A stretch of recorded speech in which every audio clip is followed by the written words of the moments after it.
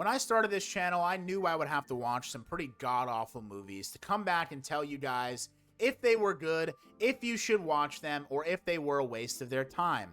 I will tell you right now, with 72 hours, this might not be much of a shock, but do not waste an hour and a half of your time watching this absolute Netflix slop content. This is one of the worst movies that I have seen in recent years. It is uninspired, cringy, annoying. Every thing about it is really just the antithesis of what Netflix used to be. And I'm so upset with where that platform has gone and where Kevin Hart has sold out continuously for the last 10 years. We're going to talk about all that. If you like movies, then please subscribe to my channel, leave a comment, and drop a like. Here we go. News on the march.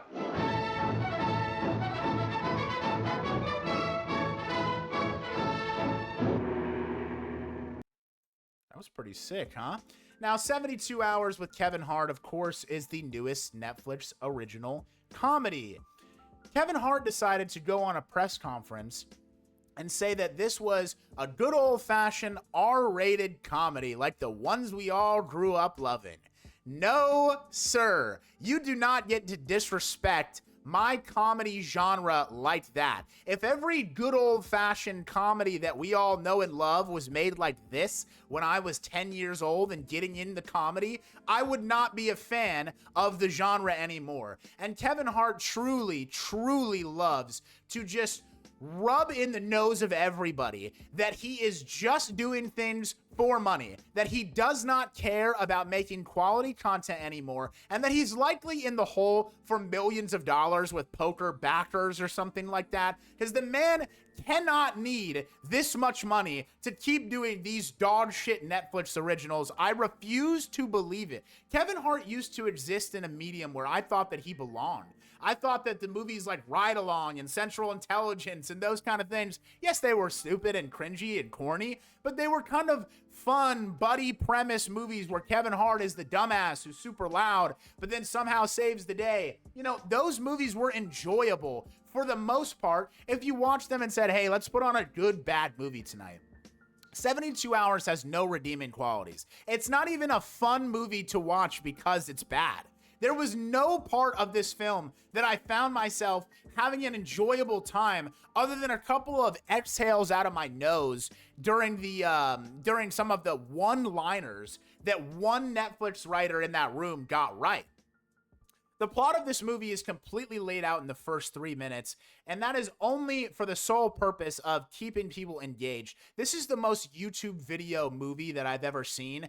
It is packaged in such a way where if you are not a 14-year-old with a 30-minute or a 30-second, attention span, then you are not going to like this film. It's shot so fast-paced. The plot is completely flushed out immediately, and then they refer to it over and over and over again. They tell you, oh yeah, this is what's happening in the plot. You remember this? You remember this? They just keep telling you over and over and over. It is annoying as hell, the restatement of the plot. There is so much Gen Z slop in this, vocabulary slop, whatever you want to call it. It is so annoying. If you wanted a movie to show your grandparents to induce them into having a heart attack with what the new generation is doing, it would be this film. It was so cringe in the worst way possible. Guys, I don't know who has to tell you this. Making movies with the word Riz and no cap and all of these things in it, it is going to make everybody from my generation hate it. It's going to make everybody from the millennial generation hate it. And it's definitely going to make anybody that's old watching this hate it as well. I don't know where they got this indication that that is like a funny thing to do. Also, in this film, there are multiple times where I don't know if Kevin Hart is just playing Kevin Hart or if he's playing Joe Nixon, the main character in this, because they keep referencing real-life Kevin Hart events and memes. At one point, Tiana Taylor, who, by the way, is Kevin Hart's love interest in this, Tiana, you should be ashamed of yourself from going from one battle after another to this fucking slop content, absolute dog shit. She is his love interest, and he says to her, oh, I'm in my 40s now, or something like that, and she goes, damn. She does the damn meme. The Kevin Hart damn meme. She does it to him. Are you fucking serious? And then he even does a little thing where he looks at the camera for half a second. What is this? Are we watching Kevin Hart playing Kevin Hart? Then just tell me that. Don't make him into a completely different person for 99% of the film and then do shit like that. At one point, Cat Williams shows up out of nowhere. You think to yourself, oh man, Cat Williams is funny. How could this be a terrible scene? It's one of the worst scenes I've ever seen in my life. Kevin's all hopped up on coke, playing an alter ego named Ricardo Montana, doing the worst Tony Montana impression that I've ever heard in my entire life. And he turns around and says, I'm going to say hello to my little friend. And it's Cat Williams. And he goes, why do you have beef with me? And he's like, 100% beef. And he goes, I'm sorry that you're a bitch. That is literally referencing, besides that you're a bitch, referencing them squashing the beef, which, by the way, they had beef that nobody fucking cared about or even knew about. They decided to make it like this whole thing, like, oh, look, we're back, we're boys again. It literally meant nothing to anybody who just goes outside and doesn't spend 100 fucking hours a day online. It just made no sense to me, and it took me out of it completely. I mean, was I ever really in it? No. But is Kevin Hart or is he Joe? Can somebody make up their mind? I mean, these people at Netflix get paid so much money to put out this dog shit slop, and they can't even follow a basic storyline. What a joke. What a joke. They also say the title in the first 5 minutes. That just really irks me. I hate whenever that happens. It makes me want to jump off a bridge. There's also 12 minutes of dead air at the end of this. Just 12 minutes of credits to make this movie seem longer than it is. It's really only an hour and a half, but they make it seem like it's an hour and 45 minutes. I don't know why. I would think that you would want people to just jump right into this movie because it's so terrible, and you state everything that's going to happen in the first 3 minutes of it. Now, this movie is about Kevin Hart being washed up sales executive that goes on a bachelor party with a bunch of people that he doesn't know, getting into a group chat on accident, and he is fronting the bill for everything. They're a little bit wary of him being super old, but they allow him to rent them an Airbnb so that they can stay in this nice place for a bachelor party that they're having for their friend. Now, Marcelo Hernandez is the best friend's, sort of antagonist in this. He keeps making jokes about how his buddy's getting put in dick jail and that he's gonna have to be with one woman for the rest of his life. How could he ever do that? Oh my god, I literally thought so many times when his character was on screen, this guy is written for 13-year-olds. This movie is written for 13-year-olds because the end of the movie, the lesson of it is you should get married and find someone that you love and find a partner to spend the rest of your life with. Yeah, guys, no fucking shit. Everybody learned that when they got at least into high school or out of high school, that you're going to have to find a mate and somebody that you love and want to spend the rest of your fucking life with. It's very, very simple. So who are they making this movie for? Because we have a plot that is like a story, or not a story, like a cautionary tale to a 9-year-old, but the movie's rated R and there's a dick on the screen in the first minute and a half. I shit you not, there is a GIF sent in the group chat of a helicoptering cock in the first 2 or 3 scenes of the movie. Guys, I know you want to bring back edgy comedies. I know you want a rated R comedy. I get it. I understand. There was no fucking need to have a swinging cock. And by the way, no tits. I mean, hey, I'm a guy, right? If you're gonna have to show me a cock, show me some knockers, None of that. We just wanted to show full frontal dick and balls for you. Who the hell is doing that? What is that point? No idea. So they get to this Airbnb, and I thought to myself that there was one redeeming quality of this movie, and it was when they got to the B&B, Kevin destroys all of his clothes and has to go and steal some clothes from a locked closet that has a sticker on it that says, do not enter. If you've ever been to Airbnb, you've seen these areas before. So he goes into this closet, and he takes an outfit, and then on the camera, it zooms into the camera, and then it shows you a control center with a bunch of computer monitors and some guys sitting around there that look like they're thugs. And they, of course, in these movies, the trope would be they're fucking drug dealers or hitmen or something like that, and they're going to be chasing after them the whole time.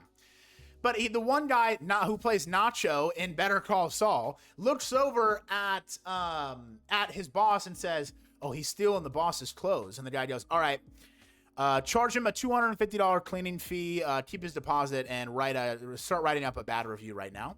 And it's so funny because it's like, yeah, dude, that is definitely like, that's a good premise. Oh, the mobsters are really like the Airbnb hosts, and the whole time they're just going to be pissed off about Kevin Hart, destroying their fucking Miami mansion. And that's why they're going to want to kill him. They're not going to be some stupid little thing like drug dealers. This is so good. I literally thought to myself, wow, whoever got this idea through, you are a smart man. I guess they took that guy out back and fucking shot him. You know why? Because that is not the fucking plot at all. They immediately just turn them into drug dealers. They're just drug dealers now. Okay, great. So now we have a completely dog shit side plot for no reason. It can't just be a movie about Kevin Hart going and spending a bunch of time with people that are half of his age, doing a bachelor party, getting into a bunch of hijinks. No, there also has to be an element where they're getting hunted by drug dealers. Guys, I hate this. If you're thinking about doing this, don't do this. Don't ever do this. This is the worst trope ever. Why are these drug dealers chasing you down so much for drugs that they had in their possession that they basically just let you steal by letting you get into the Airbnb and then breaking onto a yacht and stealing jet skis? It makes no sense. They're like these smart guys that can find you wherever. They're going to hunt you down because they're big bad drug dealers. Remember, these guys are the worst people in the world. They're going to track you down every step of the fucking way. But then when they get you in their hands, nope, they're just going to let you go every time. They're going to let you get out of it. Why do we need this? Why do we need this plot armor? It literally makes no sense to me. I want to talk about the cast really quickly because that genuinely is the entire plot. Kevin Hart is just trying to get a pitch deck the entire time for this new vodka. So he brings it with them, records them. They all find out. They're mad for about 4 minutes, and then everything is back to normal because their friend who's about to get married gets kidnapped by the drug dealers. Cam Patterson is in this movie as well. Cam Patterson of Kill Tony and SNL fame. Cam, you're not that good of an actor right now, but I do appreciate you for trying. I am not going to sit here and say that Marcelo and Cam Patterson and Ben Marshall and this Mason Gooding guy, who I don't even think is a comedian, but those three guys who are up-and-coming comedians that want to make a name for themselves in movies, I get that when you get a Netflix deal with Kevin Hart, you say, no matter if this is going to be bad, I have to get in there and showcase my abilities. You all fucking sucked. The only one that was at least somehow bearable to watch was Marcelo, and the entire fucking time, he's just playing himself. It's the same thing as Cam Patterson. Everybody's just talking as themselves, playing themselves. They do not know how to act. It's like they just showed up and was like, yeah, I'm funny. You can put me in this and I'll be funny and people will like it. No, I want to find the next new Eddie Murphy. I don't want every fucking comedian to be able to get put in a movie just because they're bad. Why can't Kevin Hart say, if you are not a good actor, I'm not putting you in this movie? Now, Cam Patterson said a couple of lines that made me laugh, but they were really just because it was a good written line out of nowhere in a sea of stale face that I had. It was just so terrible. Tiana Taylor, I am so disappointed in you. And the guy who played Nacho, whatever, Michael Mando. I'm very disappointed in you two, sir. Get your bag, but you are a far better actor than this sort of caliber of film. I want you to look back at your discography, look at the beautiful things that you've done, and then look at this absolutely terrible stain that you have all over your face for this crap that you have put together. Also, obviously the plot was so stupid. There was another side plot of Kevin being an unavailable partner to Tiana Taylor and saying that he does not want to marry her because he's not ready yet. And then seen through the eyes of this guy getting married soon that he wants to get married, and then they all get married and it's happy ever after, right? They have a kiss scene at the end of this movie, Kevin Hart and Tiana Taylor.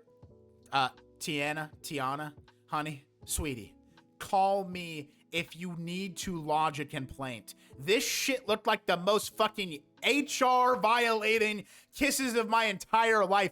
It was awful. It was so awkward. It looked like Kevin just wrote this part in because he wanted to say that he kissed Tiana Taylor so that he could cheat on his wife again without actually cheating on her this time. It's just so terrible. And when you watch the roast of Kevin Hart and things like this, you say, oh man, I'm so glad that they're giving it back to him.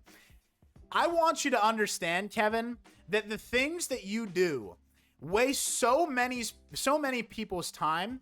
You are genuinely one of the worst people in history. All right, that might be a stretch. But I fucking believe that. And that's where I'm going to leave this one. 72 hours. I'm going to rank this a 0.1 out of 5 stars. It is dog shit. Do not watch it. Irredeemable. Hour-and-a-half Netflix slop. I appreciate you all for watching. We're going to try a little outro here for the first time ever. And yeah, that's pretty much it, guys. I'll see you next time.